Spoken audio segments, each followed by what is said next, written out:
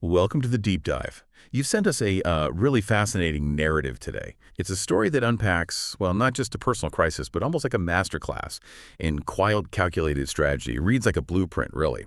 Our source for this deep dive comes from excerpts of a video transcript. It's titled, "My wife returned from a trip with her boss, but I was waiting with evidence she couldn't escape."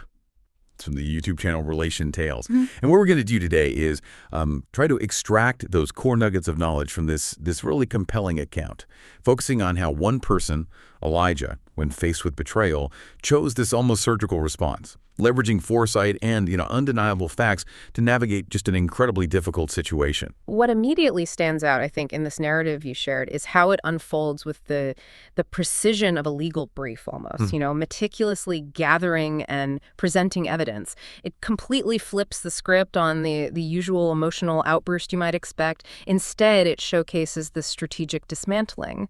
And that really raises important questions about preparation, the power of evidence, and the often unseen nature of consequence when you approach things this way. Absolutely. Our mission today is to pull apart those layers, to understand the principles behind this kind of response. So what can we learn from Elijah Alden's story? From that moment, Cassandra walks through the door right through to the quiet aftermath. Okay, let's dive in. So the story kicks off with Cassandra Alden returning home.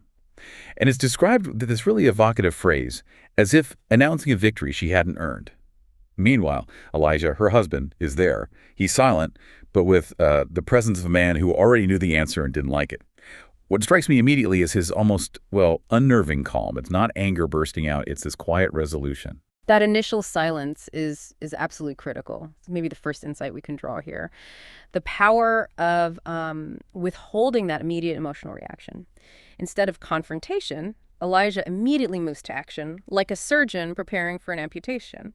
And this highlights a strategic choice, right? To delay the emotional response in favor of gathering information first. He pulls out this card for Randall York Private Investigation, apparently given to him 12 years earlier by his brother Henry, who'd gone through something similar. And the detail that Henry said, if you do, don't wait till your name's a punchline, Well, that's a powerful lesson in proactive wisdom, isn't it? Learning from other people's mistakes. That's a huge takeaway right there. Just the value of having that resource, that foresight kind of already in your back pocket. And this is where Elijah's meticulousness really starts to unfold. He dials the landline described as the one Cassandra never bothered with. And he requests a standard tailing, specifically saying he needs to know who she's really with and I need confirmation before Saturday night. What I found surprising, though, was how Cassandra almost helped him, She conveniently left her itinerary printout on his desk. Elijah calls it like a breadcrumb trail. It's almost a gift, isn't it? Which leads to maybe the second insight, the surprising clarity that can emerge from seemingly disparate pieces of information. See, Elijah doesn't just rely on the PI. He almost immediately finds a hotel confirmation number just folded on a napkin. But it's not for Denver, where she said she was going. It's for a coastal resort in Florida, a place known for sunsets and champagne packages. So this provides the critical intelligence for the investigation. It shows how these seemingly small, unconnected clues can suddenly align and reveal a much larger truth. And he tells Randall, the PI, if she's innocent, I'll pay double. Which is, an interesting declaration of his commitment to the truth, whatever that turns out to be. So, okay, the wheels are set in motion. What was the first tangible result of Elijah's quiet groundwork? Right. Fast forward to Thursday afternoon, and the first piece of, undeniable proof lands in Elijah's inbox. An email from Randall York, subject, delivery confirmation case, #2713. And this is where we really see the undeniable impact of comprehensive, concise evidence. Okay. It's incredibly precise, contains a neatly summarized timeline, 24 attached photos, and a PDF labeled expense ledger. The PI's team, it says, didn't waste words. They didn't need to. The evidence just spoke for itself. Powerful. Cassandra had flown to Clearwater Beach, Florida, checked in under her own name, Cassandra Alden, with her companion listed as David Kessler. Her boss. Her division head and direct superior. Yeah. So this isn't just some vague business trip. It's a detailed account backed by facts of a clear violation. The narrative you've provided paints such a vivid picture of these photos. And they are, damning is the word. Cassandra lounged on a hotel balcony, barefoot, swirling a glass of white wine. David with his hand grazing the small of her back. Intimate details. Exactly. Another showed her leaning into him, lips barely brushing the edge of his jaw as they laughed over oysters in a room service cart. The charge was $163 for anniversary evening package romance special. It's incredibly specific. Wow, the romance special. Right. And then Elijah notices she was still wearing her wedding band, but it no longer meant anything. Oh. His reaction to all of this, he closed a laptop with the care of a man disarming a bomb. What's the key takeaway there? Well, the real insight here, I think, is how comprehensive and undeniable evidence, photos, detailed timeline, financial records completely shifts the power dynamic. It just removes that first line of defense, which is always denial, doesn't it? It leaves no room for negotiating the facts. And that image of him closing the laptop like disarming a bomb, it perfectly illustrates how he's not reacting emotionally. He's processing this incredibly volatile situation with calm, calculated intent. It's a really powerful moment of internal resolve. So once he had that irrefutable evidence, Elijah didn't just stop there. His next move was, if anything, even more calculated. And it speaks to a foundation laid years ago. He goes to the laundry room, pulls out a locked filing box, and retrieves their marriage license, property deeds, and a prenup. The prenup. This is where we uncover a really crucial principle. The strategic foresight of, let's call it, front-loading consequences. Hello? This prenup wasn't just some piece of paper filed away. It was the bedrock of his entire strategy. Cassandra had apparently mocked it, called it a just-in-case parachute for people who expected a crash. But Clause 7b, that's the critical detail here. It states, infidelity on the part of Cassandra Alden shall forfeit all claims to co-own property acquired post-marriage. This includes the residence, all vehicles, and designated assets registered in Elijah Alden's name. Wow. This specific clause isn't just a random detail. It's a critical legal lever. It transforms a moral breach into a contractual violation, and that gives Elijah a clear, non-negotiable path forward. It's a reminder, really, that legal frameworks, however unromantic they might seem at the start, can depersonalize highly emotional disputes later on. And he doesn't just stop with the legal documents. He then calls Lillian Kane. She's described as a childhood friend and a veteran officer with the city's precinct. Well, Lillian's response is immediate. I'll be there Saturday night and I'll bring my badge, just say the word. And the narrative highlights her role wasn't for arrests, but as the one thing Cassandra couldn't sweet-talk or seduce, a witness.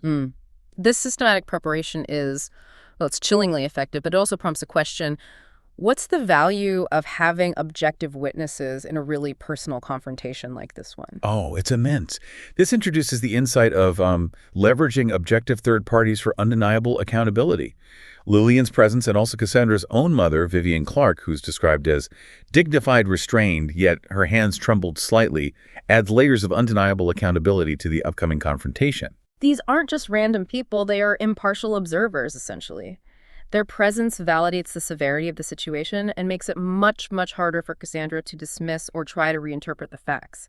And Elijah's thought about real men not chasing illusions, but waiting when the mask finally slips. That just underscores his stoic resolve to let the truth speak for itself, supported by these witnesses. So we arrive at Sunday evening. The scene is set with this, deceptive calm. Cassandra walks in, scarf still stylishly tied, sunglasses perched on her head like a queen returning from war. Her initial reaction, Elijah, what is this? And is someone dead? And Lillian's dry response, not unless you count the truth, just sets the tone immediately, doesn't it? That's the first strategic strike of the confrontation, really. Disarming Cassandra with blunt reality. Then Vivian, Cassandra's mother, confirms her presence is to see what you've been doing behind your husband's back. This collective united front from people who knew her best immediately signals the gravity. It removes any avenue for denial or, manipulation through emotional appeals. Elijah then pushes the folder toward her. And when Cassandra tries to take control, saying, I don't play games, Elijah, his calm retort, no, you play roles, just cuts deep.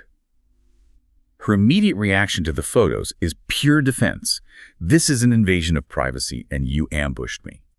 What does that tell us about the impact of his strategy? It tells us his strategy worked exactly as intended. Her immediate defensive reactions, invasion of privacy, ambushed, those are classic deflection tactics when you're faced with irrefutable proof. Right. They highlight the psychological impact of a meticulously planned reveal. And then Lillian's quiet but firm command, sit down, Cassandra, reinforces the control of the situation. It prevents any emotional escalation on Cassandra's terms. Yeah. Cassandra tries to downplay it, right? You think I'm a villain here because I went on a trip and had a few drinks with my boss? But then Elijah reads aloud directly from David Kessler's email. Last few days were incredible. Can't stop thinking about Wednesday night. Next time, no work panels, just you and me. Yeah. That direct quote pulled right from the source material itself. It leaves absolutely no room for denial. It's the definitive moment the truth just can't be twisted anymore. The impact is immediate. The script says Cassandra's voice shrinks, but Elijah is unyielding. It means you crossed the line, and you did it while wearing my name and pretending nothing was broken.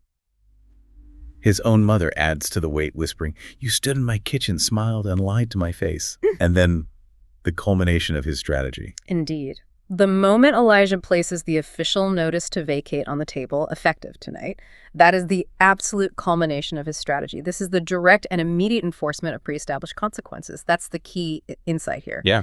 Cassandra's disbelief, "You're seriously evicting me," is met with Elijah's very calm delivery. "I'm not evicting you out of spite, Cassandra. I'm enforcing what you already signed." He then slides the prenup over, stating, "You forfeited any claim to the house the moment you leaned into him instead of coming home." And the detail that the letter was notarized, legally binding, filed, and backed by their co-signed agreement is crucial. Absolutely. Notarization isn't just bureaucracy. It provides that official, impartial witness to signatures and intent. Makes it incredibly difficult to dispute later in court. This meticulous attention to legal detail basically sealed Cassandra's fate right there. And when Cassandra desperately pleads to her mother, "You're just letting him throw me out like I'm a guest," the response is just cold truth. "You were always welcome here, Cassandra, until you became someone I no longer recognized." Her attempt to blame Elijah, "I was lonely, you don't even talk to me anymore, you sit in silence and build birdhouses and pretend that's love," is met with Elijah's concise reply. "And while I did that, you packed lingerie I didn't recognize and drank champagne I didn't buy." Boom. That silenced her. What's the lesson there about confronting excuses? That moment brilliantly illustrates the power of pivoting away from emotional blame to undeniable, specific actions. Elijah doesn't get drawn into her emotional narrative about loneliness or birdhouses. He refutes her general complaint with specific, concrete actions. She took the lingerie, the champagne. It cuts off her attempts to shift blame or, guilt trip him. It just shows the effectiveness of staying grounded, in fact, when you're faced with emotional manipulation. And the consequences, as Elijah clearly intended, extend far beyond the personal relationship. Lillian reveals that HR at your company has already been contacted, anonymous, of course, but they're investigating. This shows the meticulous planning covered all bases, reaching right into her professional life. Cassandra's immediate reaction, "David will fix this," is just instantly undermined by her mother's response, described as a bitter, broken sound of laughter and the stark realization, "David's protecting himself and you're the variable." Ouch. This is the insight into the ripple effect of consequences, isn't it? They often extend far beyond the primary relationship involved. And then, the final, undeniable blow to Cassandra's professional world arrives. She gets an email right there on her phone. Subject: administrative suspension pending internal review. The next morning, her employee badge doesn't work. The front desk clerk confirms an administrative leave and an all-staff memo. The letter cites breach of ethical conduct, unprofessional relationships, and, crucially, David Kessler's name is printed right next to hers. This just confirms the reach of Elijah's careful actions. And while Cassandra's world is basically crumbling, Elijah is at the bank, methodical. He uptakes the deed, removing any joint claim. He revises his will, removing Cassandra as medical proxy, closes their shared accounts. The narrative states everything now rested under one name, Elijah Alden. This is the logical and systematic conclusion of his process, cementing his reclamation of autonomy. He's not just emotionally separating, he's legally and financially disentangling every single thread. By noon the next day, his home no longer bore a single trace of Cassandra's presence. Her belongings were boxed, labeled, sent to storage. Elijah stood in his quiet living room, described as not crying, not smiling, but as if anchoring himself to this new version of life, one that no longer required apologies for loving the wrong person too long. It's a really powerful image of quiet resolution. And the ultimate confirmation comes from Cassandra's lawyer, who tells her point blank, "I've reviewed your prenup. There's not much to contest." And in response to her question, does he get everything? The lawyer's simple reply is, he already has. Wow. That finality just demonstrates the unassailable power of a plan executed without compromise. It shows that meticulous preparation can indeed prevent the usual chaos of an emotional breakdown. It truly underlines the insight that foresight, especially when legally binding, means consequences are already locked in place. So what does this all mean for us? This deep dive into Elijah and Cassandra's story from the narrative you highlighted for us, it's a stark reminder, isn't it? That while emotions often dominate narratives of betrayal, a calm, strategic, meticulously planned response can lead to a very, very different kind of outcome. Yeah, if we connect this to the bigger picture, it really highlights the immense power of foresight, having that just-in-case parachute ready, and the critical importance of concrete, undeniable evidence when you're facing difficult truths. Elijah's story isn't just about revenge, I don't think. It's about reclaiming agency through preparation and a relentless focus on facts and legal realities. It's a powerful lesson in maybe turning an emotional crisis into a calculated problem to be solved. It's definitely an aha moment for me, seeing how every small, methodical step just built towards that undeniable conclusion. It shows us that sometimes the most profound changes aren't made by shouting, but by the quiet, unyielding enforcement of consequences, all based on solid groundwork laid beforehand. Which raises an important question for you, our listener. In a world where immediate emotional responses often dominate, what other situations in life, perhaps in business or complex negotiations, or even other personal conflicts, could truly benefit from such a methodical, evidence-based approach? Think about situations where the facts, rather than just the feelings, really need to lead the way. A truly thought-provoking deep dive. Thank you for joining us on the deep dive.